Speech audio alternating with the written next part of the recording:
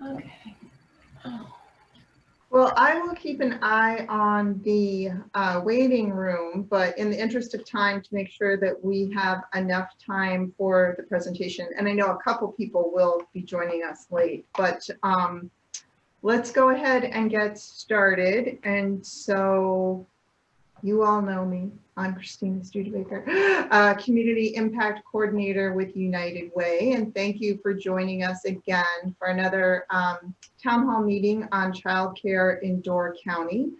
I think as most of you on this evening's meeting so far tonight know, we've been holding these since mid-October. We've been holding these town hall meetings every other Tuesday to look at our childcare system and see how it's operating and to consider ways we can improve it with the ultimate goals of having high quality, affordable childcare available for all Door County families who want it, and also having a high quality, well-trained childcare workforce with providers who get paid at least a living wage. So this evening, we're going to talk with Erin O'Toole and Kelsey Fox from Door County Economic Development about one tool that we can use to help build our local child care provider workforce, and that's the Youth Apprenticeship Program. I'm going to hand it over to them in just a couple minutes, but I just want to give a little bit of background since it's been a while with the holidays and everything since necessarily everyone was convened. And so over the past couple months, we've covered a variety of topics and we've had a variety of speakers, and we've been guided by the statewide strategic plan regarding birth to 5 care and education. And I'm going to put in the chat box the online link to that plan in case anyone's interested. It has like an executive summary. It talks about, highlights particular issues and also possible approaches to dealing with those issues. But at a general level, the plan highlights 4 aspects of the child care system that needs attention in communities across the state of Wisconsin. And this has been based on focus groups and surveys and different methods of data collection that have been conducted over months, over the course of almost a year. And so the 4 aspects are access, quality, affordability, and workforce. And access and affordability receive a lot of attention in the media, and also, I think, a lot of attention in one-on-one community conversations or group conversations. And that makes sense because when you don't have access and you don't have affordability, it just means that families can't get the childcare that they need. But another aspect that we can't do without is workforce, because if you don't have workforce, you don't even get to the issues of access and affordability. And so workforce in the strategic plan actually receives a good bit of attention, and they know that that needs to be addressed in order to improve childcare across the state. So to have a high quality and stable childcare system in Door County, we not only want, we need an adequate number of skilled childcare providers that receive adequate compensation for the critical role that they play as early childhood educators. And so I just want to take a minute and unpack that statement about workforce. An adequate number of skilled childcare providers that receive adequate compensation for their role that they play as early childhood educators. So as we've discussed since the early on in these town hall meetings, and as we saw, if anyone viewed the film No Small Matter, and if you haven't seen that, I have copies of DVDs that you can come and check out and look, or we can put you in touch with how you can view it online through certain programs. But we know that children are born learning, and the environments that they're in and the interactions they have with the people who provide care for them have significant effects on their brain development from the time of birth. And that includes learning emotions and emotional regulation, learning social bonds and social interactions, as well as learning things like numbers and words.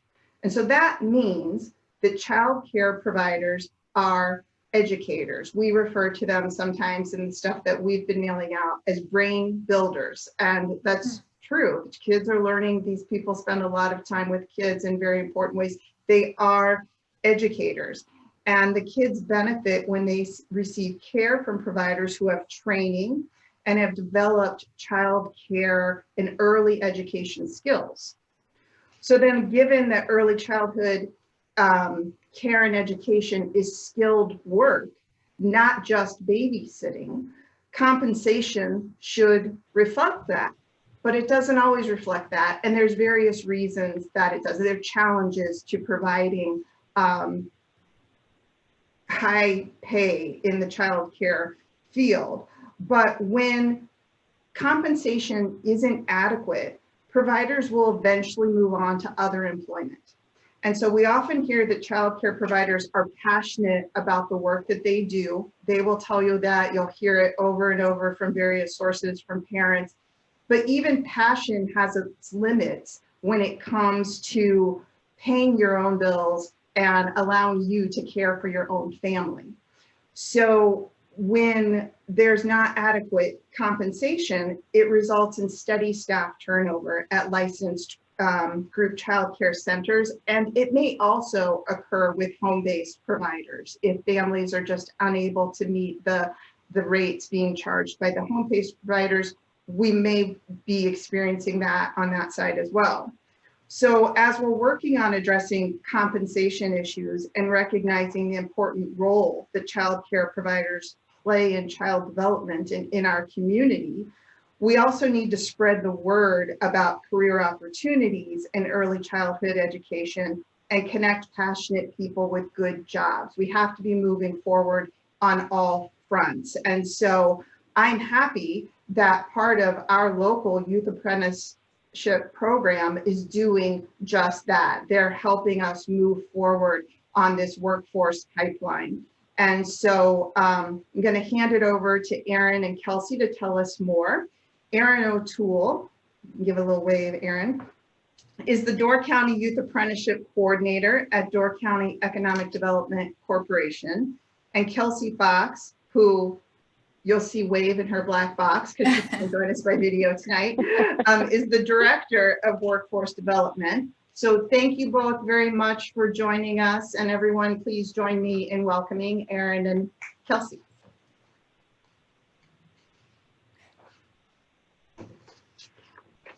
Awesome. Kelsey, did you have anything you wanted to get started with? Otherwise, I can start with the presentation.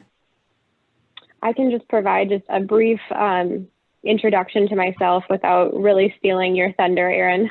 No. Hi, everybody. As Christina mentioned, my name's Kelsey Fox, and I've been with the DC EDC for just a little over a year now, and we've had the wonderful opportunity to partner with the NMP Regional Youth Apprenticeship Program. We're just kind of entering into year 2, and Erin, we're very lucky to have her. She joined us as the YA coordinator for Door County just a couple of months ago. So we're very fortunate to have her leading the charge within the county. And so I'm kind of going to take a back seat to this presentation as she's kind of the face of this program in the county. But again, we're really fortunate to have her, and really fortunate with DCEDC to be partnering with ANP Regional Youth Apprenticeship to bring youth apprenticeship opportunities to the youth in our county and provide that that pathway to workforce and opportunity. So just with that brief background, again, thank you guys for the opportunity to provide this information and present to you all. I will turn the torch over to Erin.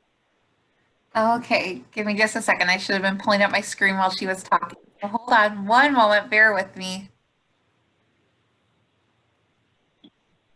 Okay. Alrighty. Can everyone see my screen? Yes. Okay, wonderful, great. Well, thank you all again for hopping on this evening. Like Kelsey said, my name is Erin O'Toole, and I am honored to be serving the Door County schools and businesses as the Youth Apprenticeship Coordinator. Like Kelsey mentioned, Youth Apprenticeship, or YA, which is what I'll be referring to it as throughout this presentation, was brought up to Door County just over a year ago as part of the ANAPE Consortium. The consortium is based out of Luxembourg Casco High School, and we also serve students in Kewaunee County with Kewaunee High School, and then also the LEAP Alternative Education with Kewaunee and Luxembourg Casco High School, and then the 5 schools within Door County. And like Kelsey mentioned, ANAPE is now partnering with the Door County Economic Development Corporation. We see that there is a lot of overlap between the ANAPE's mission of producing students who are career, college, and community ready. That goes along, blends nicely with the DCEDC's mission, especially as it relates to workforce development. So moving into what exactly is YA, this is the Wisconsin Department of Workforce Development definition of YA. I won't bore you by reading the whole thing, but just to give a high-level overview, Youth Apprenticeship is not only a talent acquisition strategy, but also a career education for high school juniors and seniors. They're able to participate in a 1- or 2-year apprenticeship in one of our 16 different career clusters. And while they're participating in their apprenticeship, they also take credits and courses that would relate to what they hope to pursue as a future career. So it's a great opportunity not only for our businesses here in Door County, but then also the youth as well to get that career exposure. The schools that we partner with are Gibraltar, Sevastopol, Sturgeon Bay, Southern Door, and then Washington Island. So we are fortunate that we're able to partner with all 5 schools here with Door County. At the local level, Youth Apprenticeship's main focus is to connect Door County students with local businesses to provide job shadowing opportunities, mentorship, and then also part-time apprenticeship. Again, they can hold these apprenticeships in one of our 16 different career clusters, which we'll talk about in just a minute. The mentorship is a component that comes along with their apprenticeship. We do ask that each student is assigned a mentor. We don't just want to throw them off to the wolves with a part-time job. We want them to be able to really learn from a mentor what it would take to be successful in their chosen career path. And then also, before they even get into the apprenticeship, we provide job shadowing opportunities. So maybe if a student is waffling between being a canine officer and a baker, for example, I have one right now who's struggling with that dilemma. So the job shadowing gives them the opportunity to see what area it really is that they're interested in. I didn't have YA at my high school. Actually, 75% of high schools do now, but I certainly do wish it was a program that was offered. And I'm sure some of you who maybe didn't get to experience YA would agree that it would have been super helpful to have a job shadow opportunity and a chance to really explore what career you wanted to go into. So another 2 benefits that we also provide for our students is that career coaching. I meet with students to do career exploration using a software called Zello, which is provided through the Department of Workforce Development. But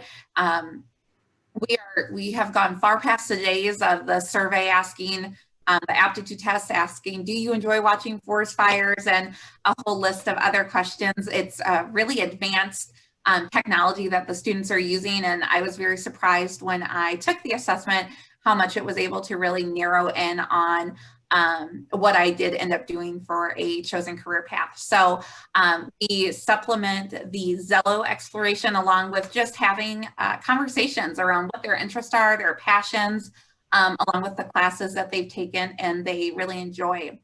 The second component is that all of our students are required to provide a resume and also a cover letter to be participants in the program.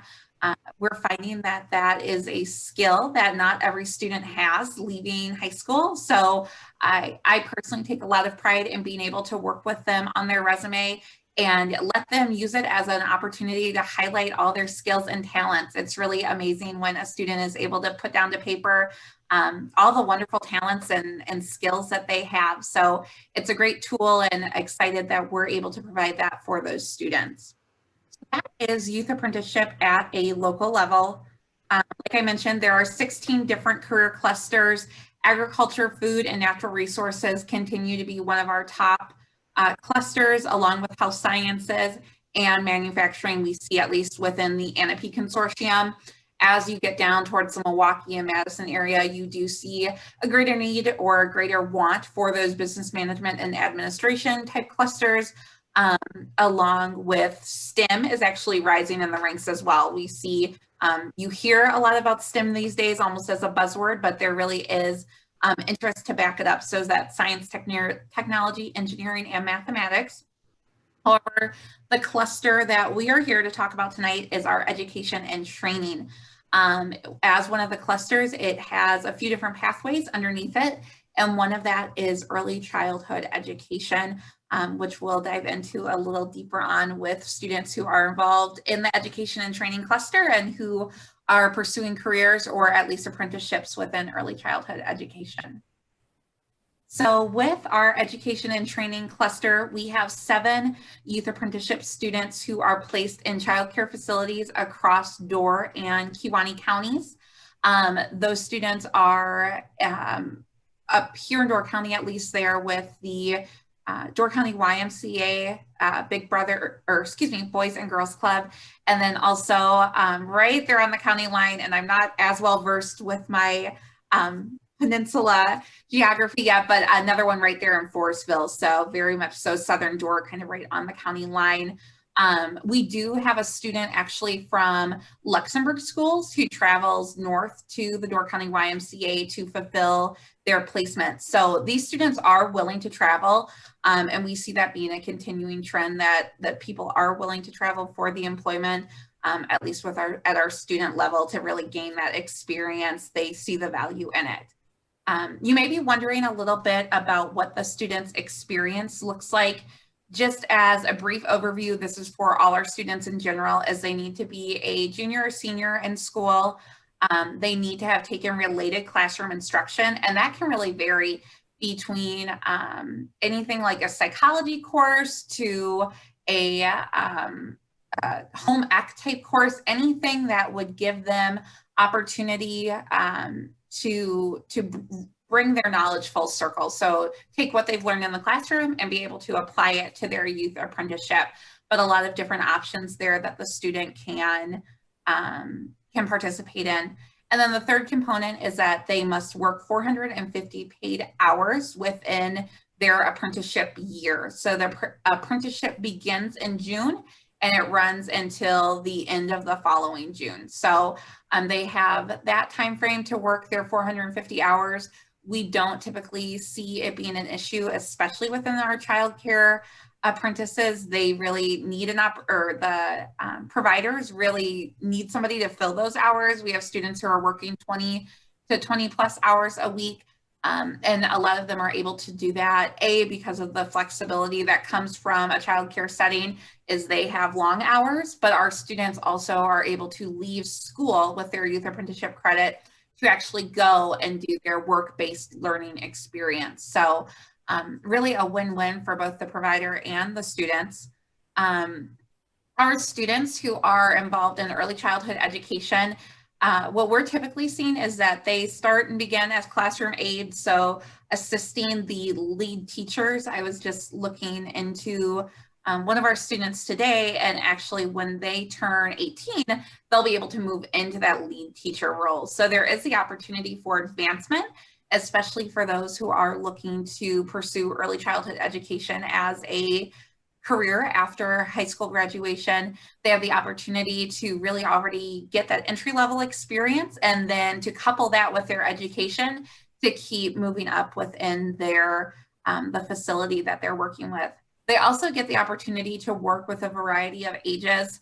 One of our students commented that she was working with a group of 2- and 3-year-olds, and now she's working with 5- and 6-year-olds. So there's really a wide range of ages, which is great to give those students exposure to those different age groups and also development groups to see what really is their niche. So some of them also have the opportunity to create lesson plans and work with some curriculum building. So just another way for them to really get a full taste as to the early childhood childhood education pathway.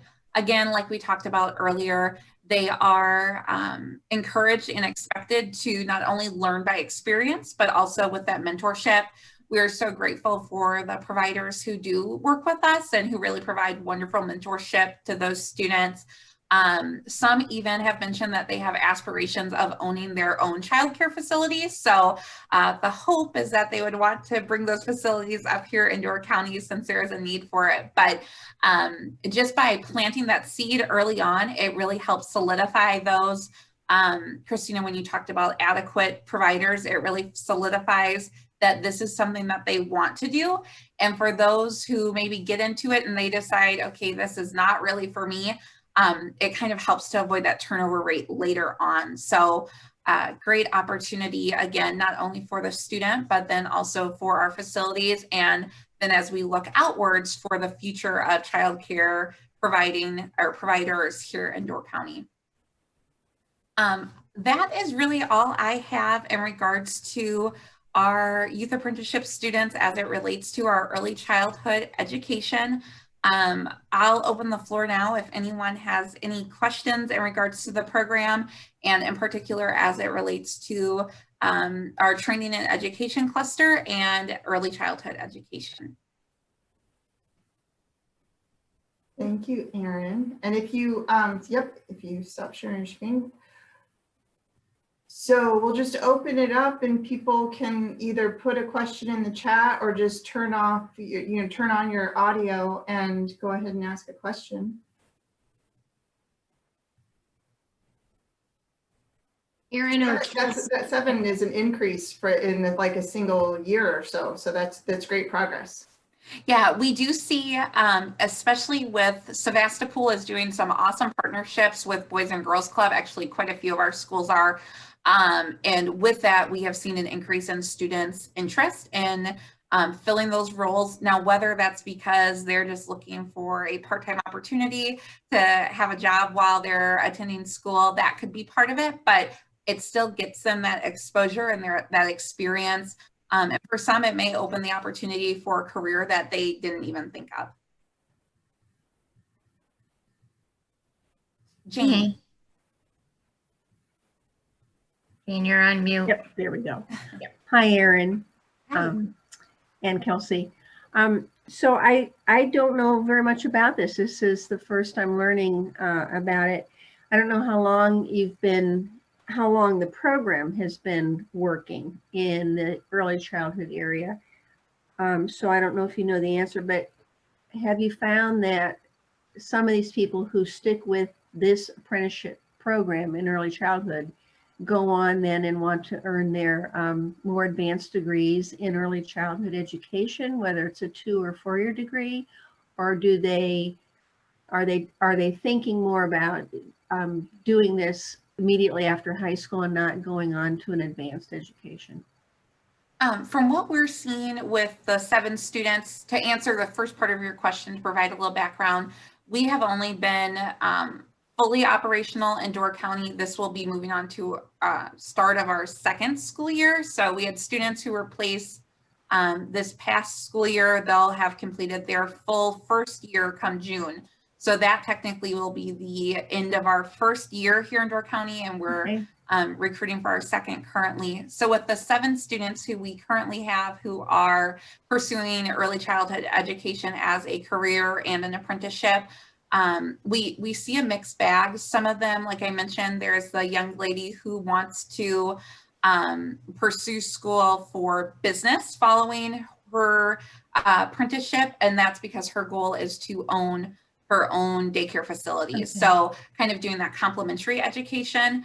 And then also, of course, be mindful of the certifications that she would need to have from the state in order to open her own daycare facility. And that's the wonderful part of them being able to work directly with those mentors, is that they can talk with the owner and ask, kind of what their journey was and their experience. So that's one of the pathways that students are choosing to go. But we do see a majority of them are hoping to pursue some level of education after graduation, just to really further their skills and develop more within their chosen path. We also have a couple who are choosing to go an elementary education route. So they're hoping to pursue a 4-year degree with hopes of being a school educator. Yeah. I saw two.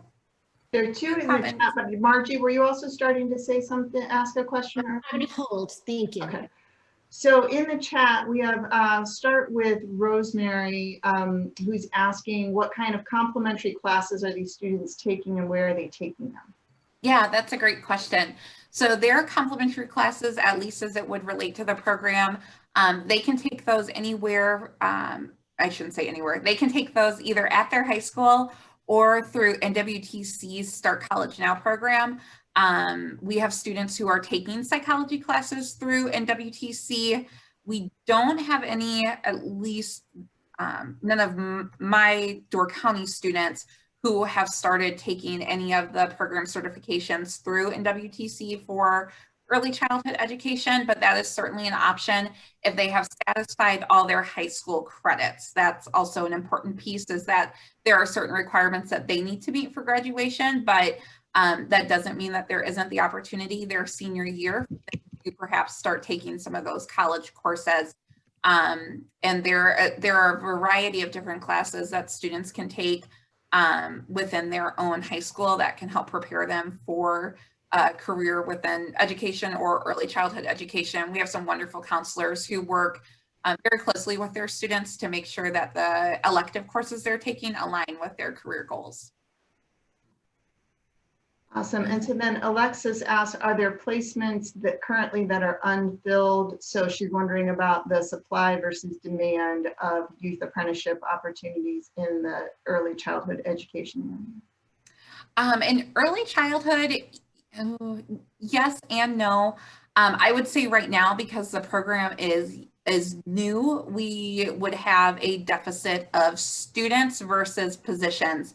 Like I said, Boys and Girls Club, though not permanent solutions, they have their after school programs and then also some partnerships with the schools as we're adapting to this virtual hybrid learning that's going on. So there are students who now are popping up as more opportunities come available who are interested in filling those roles. So definitely one of the goals here as we get the program rolling here in Door County is to start letting businesses know that we are available and we have qualified students available if you happen to have a part-time opening. So we hope to see any unfilled positions be able to be filled, or unfilled part-time positions be filled by our youth apprenticeship students.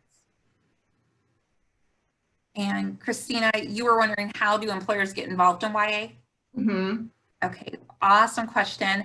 Yes, if any of you either work for a business who may be interested in joining YA or know somebody who might have an interest in joining YA as a business, it's a pretty simple and easy process. All that it takes is a phone conversation with me, especially in the times of COVID, phone caller. And we'll just go ahead and get some information as to your business and then also what you are looking for to fill for positions. Even if you don't have any positions available right now and you're hoping to be involved in the program in the future, I'd love to get you on our mailing list. I reach out monthly to all our local business partners to see if they have any openings. We continue to place students throughout the school year. They don't have to be placed right away in the summer. Though that's ideal, it doesn't always happen. So we welcome businesses at any time of the year to reach out. I will drop my contact information in the chat, and then also Christina, if I provide you with that, if you could get that. Yep, absolutely. That would be wonderful. But aside from that, the only thing is that our employers have to agree to what is called an education training agreement. And that just means that they are willing to mentor our students and then also complete a quarterly review with them that then gets turned back into us so we can have any talks with the students that we need to have. Youth Apprenticeship also focuses on building those employability skills. So punctuality, not being on your phone, all those sort of what we may see as, hope to see least as givens, aren't always there yet. So we do those reviews as a way for us to help the student grow in their own personal journey. And then there's also a skills checklist from the state that needs to be filled out twice a year.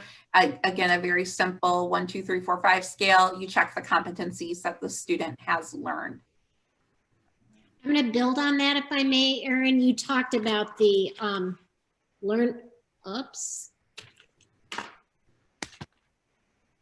We still hear you, Margie. Yeah, You're good. well, an upgrade to software just is what I Oh saw. no. Very timely. Hello. You talked about the progression, the learning and skill progression of moving from aide to potentially lead teacher at age 18 in graduation. Mm-hmm. That is a big leap. My background is early childhood, so I'm listening to this with a different kind of ear. Sure. Of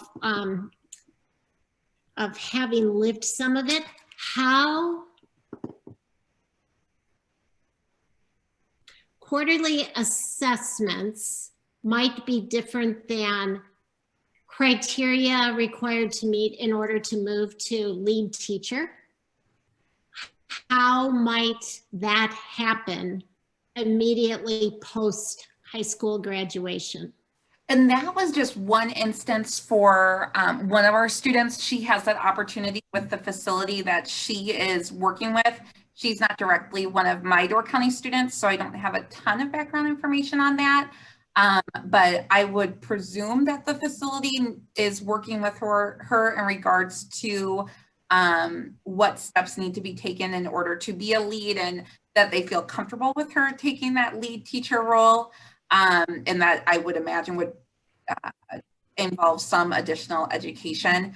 That, of course, is not one of our requirements for youth apprenticeship, is that they keep jumping and move to lead teacher. But for that particular facility, that seemed to be the plan that they were working on with this individual student, at least. Got it. Does that answer your question? Yeah. Yes. Thanks. Sure. Erin, there's a few more questions in chat then too. Jean, what are the time requirements for the mentor in addition to being with the student during their time at the workplace? There's really none. It's not like a big brothers, big sisters type of thing where they have to meet with the student outside of their work hours. They are just responsible for mentoring the student while they are during their working hours, and kind of being that resource if the student needs to go to somebody. That mentor is there to help educate and work with the student. Then Missy asked, what type of wage range are employers required to pay the students? They are, good question. They are required to pay the students at least minimum wage. I did a quick peek at our students, and all of them are receiving above minimum wage. Our lowest, it appears, is about at least $1.25 above minimum. So that is at least what is required by the state as minimum wage. But we do see a range in regards to what students are receiving. It's no secret that early childhood education would be on the lower end of what we are seeing for some of our youth apprentices, especially those who are manufacturing and in those type of areas. But it was promising to me, at least, to see that they weren't all at $7.25. So looks like we're moving forward, at least. And I think I'm the next question, but before you answer my chat box question, I think if we can circle back around to, so they work with students during the day. Can you give some more feedback about how a student is in high school and they meet their classroom requirements, but also work at a place of employment, especially childcare, where it's early morning to afternoon, they're not going into evening or weekend hours. Do they have flexibility? Do they have to be there every day? Is it open to flexibility as long as they reach their 450 by the end of the year? Sure, absolutely. So it really is dependent on the individual student. Youth apprenticeship as a whole is a very student-driven process. So if there is a high school senior, for example, who has really been working hard the past 4 years, and they now have their whole second block of the day open, they can certainly go ahead, whether that's in the morning or in the afternoon, they can use that time for youth apprenticeship. There's a certain number of credits that each school grants the students. And youth apprenticeship is not a high rating credit course. It's not like a core subject or anything like that. Some students do use it to fulfill their graduation requirements. Some use it just as an elective credit, as an opportunity to, basically we look at it as a replacement for what was work study. So for those students who would leave half the day for work study, or have their whole second semester available to leave for work study, they are taking, the hope is that they take YA in place of that instead of just being out on their own. So it really, again, is dependent on the student's flexibility, and then also the business's flexibility or the care facility as to what they're able to provide those apprentices for hours. And for those who we check in with our students, so if they're having trouble balancing grades and work, we have a conversation surrounding that. They have to maintain a certain grade point average, similar to as if they were participating in sports. So it's just another area of involvement essentially for the student at a school level. So we hold them to those higher standards. Thank you. Sure. And then my question was about you mentioned a student who's interested in owning a childcare business possibly someday. And I think you said that they were sort of taking business classes. I didn't know if they were able to, in the employer that they're working with, also construct or fashion, create a youth apprenticeship experience that perhaps showed them a bit of the business side in addition to the interactions with the children? Sure. And then for this particular student, I don't know for certain if they are doing that with her mentor. Again, she's not one of mine, so I don't know her whole story. But that is certainly a possibility. And we have some wonderful employers who are really willing to craft an apprenticeship towards what the students' passions are and what they hope to pursue for a career. So truly a blessing when we have those opportunities for our students. Like you mentioned, this student then also has the opportunity to take classes offered by her high school. So whether that's accounting, or just intro to entrepreneurship is another course that we see quite a few students take. And for those who are interested in owning their own business, of course, a great complementary course. So just a few different opportunities there in regards to their coursework and how they can enhance their skill set. Do you see Alexis's question? Yes. Okay. Oh. I don't know off the top of my head for that one. I would imagine, as the program is run through the Department of Workforce Development, the student does need to be on some form of payroll. So a lot of it, I guess, would be dependent on if the in-home facility if they were keeping books and if the student was able to be on payroll. But that's a great question. And I can certainly look up that information and share that with Christina as well. Alexis, I do think Erin is correct there, because I think they need to meet certain requirements as an early childhood center for that to be that true educational experience that the kids would be looking for. So I think you're correct, Erin. And I'll pause for just a minute for the people, others, Kelsey and Ryan, who I don't know if you have access to, easy access to a chat box. If either one of you, since you aren't on video, have something you want to ask or add.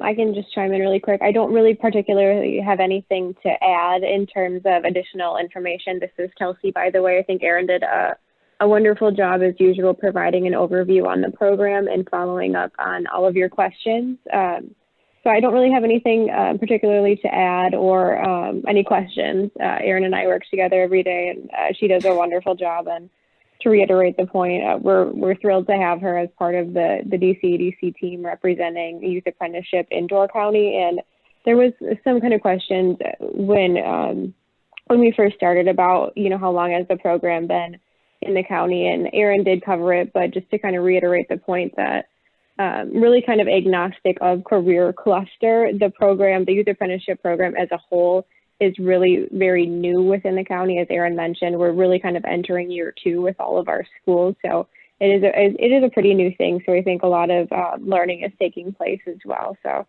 yeah, it is new and we're excited about it, and glad to have this opportunity for our students and our employers.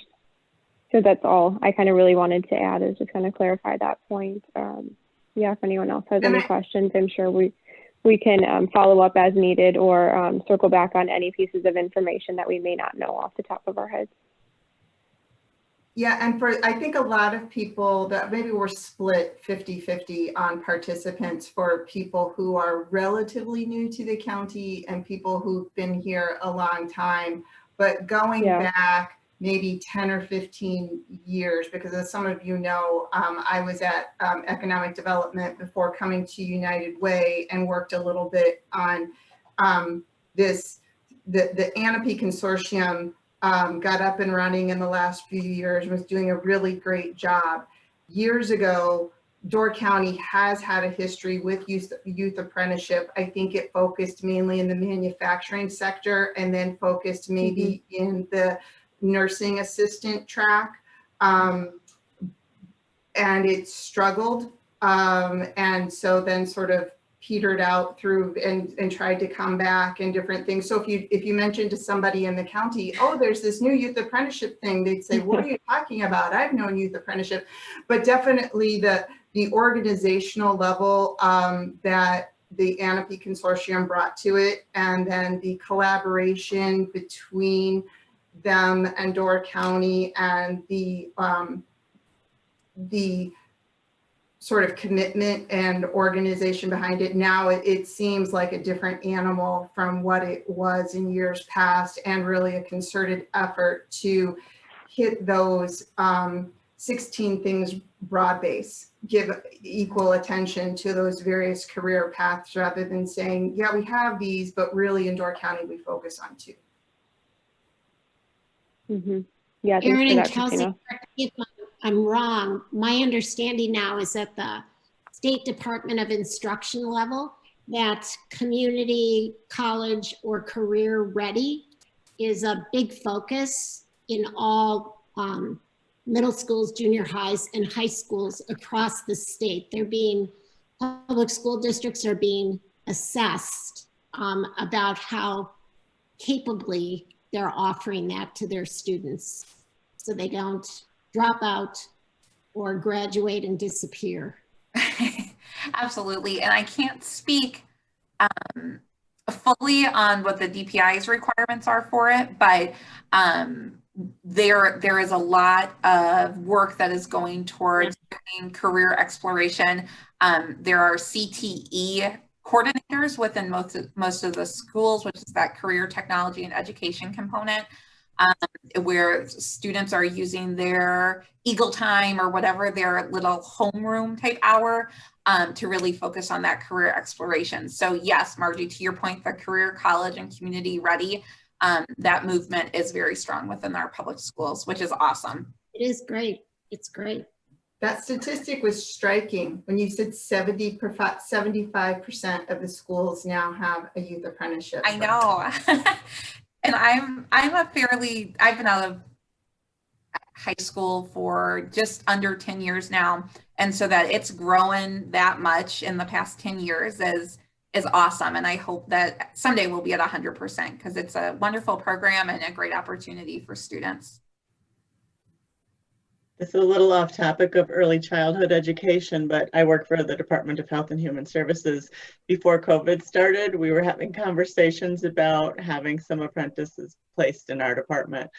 put it on hold because of COVID, but I'm really hoping we can get that moving again, because I think it's a great opportunity to get kids enthused about some of these career fields and hopefully keep them in our county, which is Absolutely. a huge priority. Mhm. But I'm really excited about this discussion about early childhood education. This is a great approach to take, I think, to meet our workforce needs. Corey, I think I actually have a note to follow up with you here in the upcoming weeks. So yes, we are hopeful that we can collaborate with you as well. Sounds good. Is there any sort, oh, I'm sorry, Jane, I saw your hand up. I'm wondering, I can imagine that one of the draws for an employer is to be part of the program, and then they might snag that person to just stay on. But Yeah. within a certain sector, like education or human services, do you know of anything where those students do something at the end of the year, as sort of a capstone or a presentation about their experiences, or then employers get to know about them? Because then that provides some competition aspect, which helps because they are a valuable commodity. And if they knew that, and that multiple people in the county want you, it helps them and it helps us. No, we do not have any capstone project that they need to do, but that's a wonderful idea. Kind of bringing in that higher education level with the capstone and having them really sum up their whole experience and start to essentially create that portfolio is a great idea, Christina. So we're always looking for ways to enhance the program, and I'll make sure I share that with our consortium director. Wonderful idea, though. Jane? Yeah, I'm thinking about the 450 hours that are required. And I volunteer at the Northern Door Children's Center quite often. And I know in the summertime, now we didn't have this happen last summer because of COVID. We did have children, but not near the number that we ordinarily do, or an after-school program because there was no school busing. But the summertime would be an ideal time to have these students who are interested in finding out whether they're interested in early childhood or elementary education, to be able to spend time with our center, with the teachers. But it may not be a whole 450 hours. So is there some sort of sub-program that can direct them to do these sorts of things at the high school students, even though they're not going to be in the full-blown year-long apprenticeship program? Sure, and that's with those students who maybe are still kind of on the fence as to what they want to pursue. We would look for volunteer opportunities for them. So if it would be the opportunity to volunteer with Northern Door.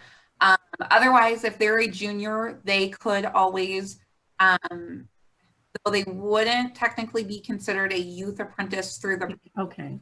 they could apply. Could still You certainly could give them the information so they could apply for those jobs that may be open in the summertime. Right, exactly. And for some of them, if there is an opportunity for summer, if we can figure out a combination that during summer and school year, if they would have two different placements, that we could still make work so they reach their needed hours, then that's an opportunity as well. The hours component is something that comes from the state, so Sure. Okay. unfortunately we don't have a lot of flexibility on it. And Erin, correct me if I'm wrong, but is a feature of that Zello program that if an employer joins Zello as a particular employer, that now students can investigate through this software, through the school, that if an employer has part-time employment opportunities, that they can post it and targeted emails go to students who indicated an interest in that field? I believe so. Kelsey, I know you and I had talked about this once before. Do you have any other knowledge on that? Oh, Kelsey? Oh, she dropped off the phone. She's on, no. but we don't have her phone connection anymore. I want to say yes. Let me dive deeper into that as well. But at some point, I know they were working on a component with that Zello where, yes, it was streamlined. Oh, is she back? Yeah, she's coming back. We have had a conversation on it, so I think she'll be able to speak a little more speak better on the topic. Kelsey, we're not sure when your phone dropped off. We were talking about employers being part of that Zello platform because it's all connecting students with employers. But youth apprenticeship being sort of the most intense version of the spectrum, and down at the other end of the continuum that a student could email an employer or whatnot. But you have, as an employer, a business, you have to sort of join that Zello database. And if you do that, can you post part-time or work opportunities that go out to students? Yeah, good question. And so in the past, that was kind of facilitated through a program called Inspire Door County, which may ring some bells for a couple of folks. And unofficially, I believe that program was kind of quote unquote dissolved in the county, just from a perspective of talking to a number of employers in the schools, and simply due to the cost that it was required by employers to join the Zello platform and be part of this Inspire network.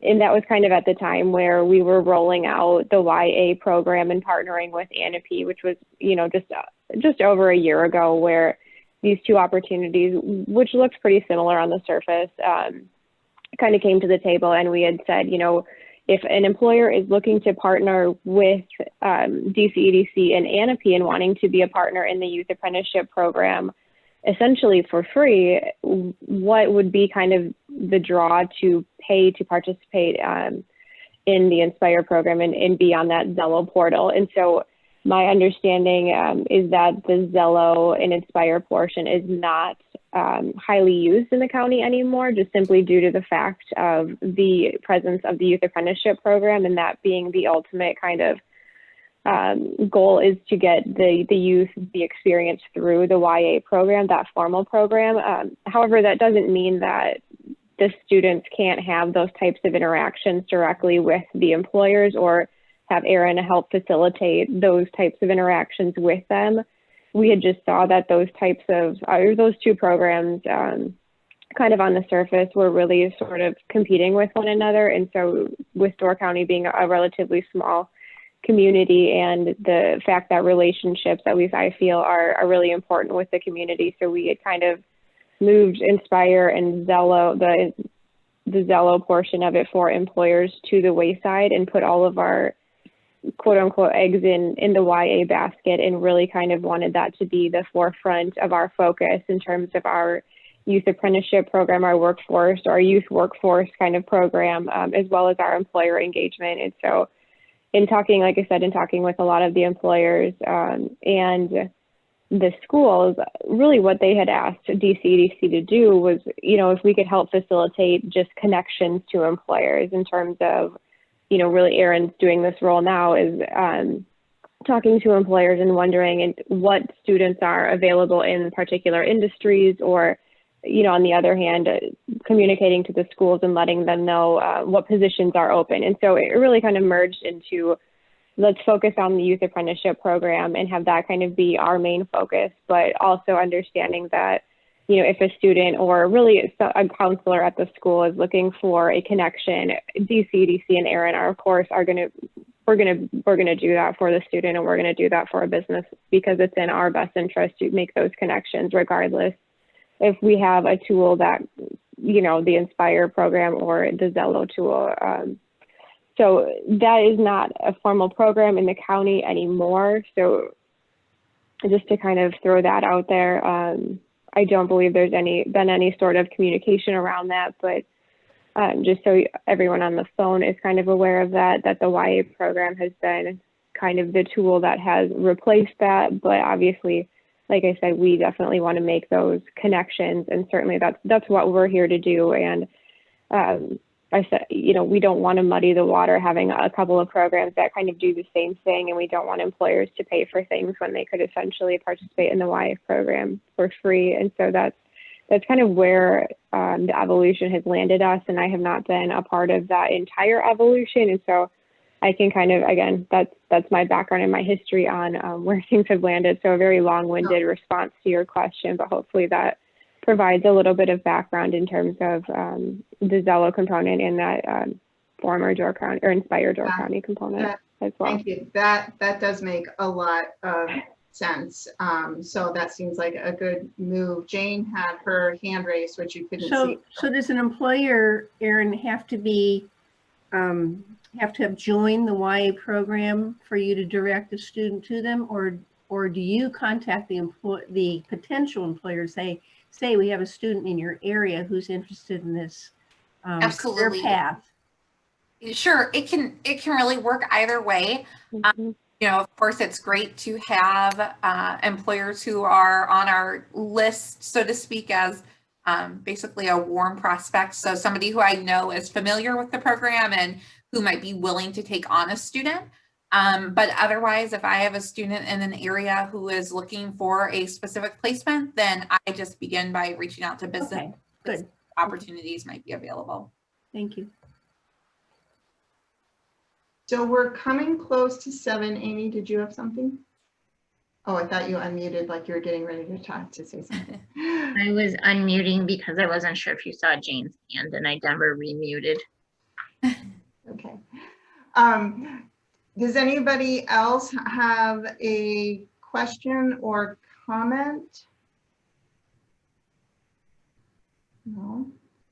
I told you that we were going to have lots of questions because this was new and interesting and it's really exciting. And even as someone who knew something about the program, the information that both you and Kelsey provided about where it stands now and the direction that economic development is taking with the partnership with Anopi is really great. It was really great information.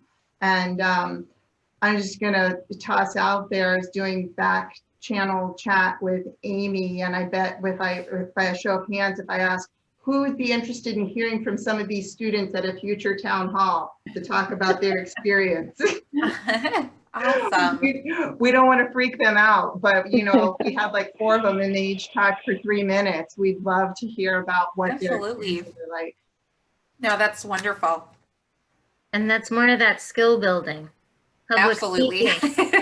Yeah, it is. We all have those employees, not Christina, who are not on board with public speaking. So that's soft skill training. You'll edit that out, Christina. I will try. So yes, thank you very much. This was great, and look forward to keeping track of it and anything we can do to spread the word. I know that Economic Development and United Way are close partners in the county and working on the child care issue along with other community issues. So thank you so much for your time. Thank you everyone who joined us again tonight. We'll be doing this again in 2 weeks, and unless Erin can scoop up students in 2 weeks who are interested in talking with us, we're looking to target some home-based providers, either licensed or unlicensed, who are willing to share their stories with us and help us understand that side of our local childcare system. So I'm reaching out to people that I can see their information in Youngstar, but if anyone has a personal connection to a home-based provider who might be interested in talking to our group just to help us understand what it's like compared to a licensed group center and the challenges that they face and what's great about it, the resources they're in need of, all of those things. We just want to have a conversation. So, but otherwise, that's it for tonight. And thank you, Erin. Thank you, Erin and Kelsey, very much. No, thank you all for joining. And again, if you have anyone who may have an interest in youth apprenticeship, please feel free to pass on my information. We found that it's a very rewarding program for both the students and employers. So thank you all again. Thanks, everybody. Bye-bye. Good night. Good night.